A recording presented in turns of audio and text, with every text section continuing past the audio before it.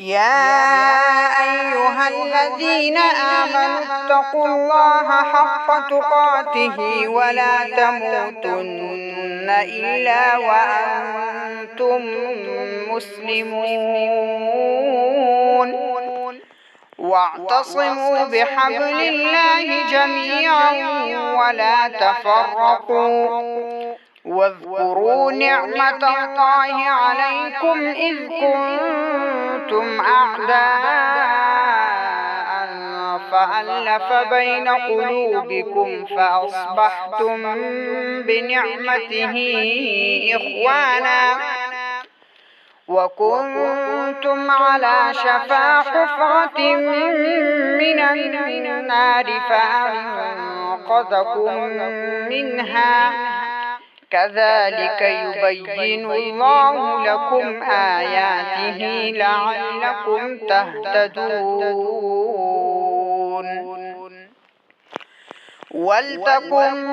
منكم أمة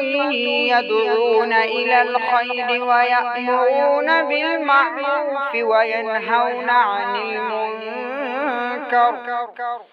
وأولئك هم المفلحون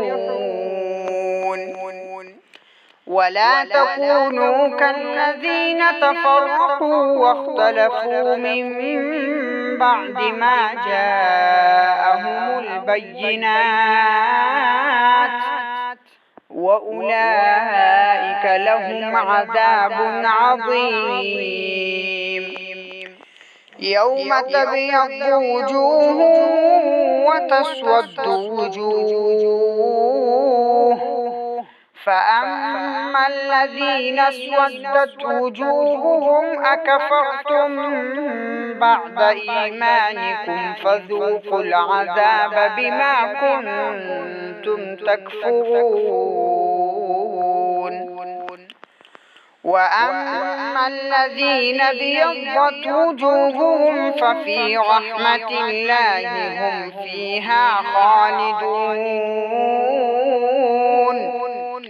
تلك آيات الله نتلوها عليك بالحق وما الله يريد ظلما للعالمين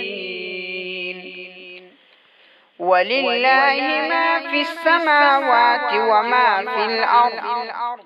وإلى الله ترجع الأمور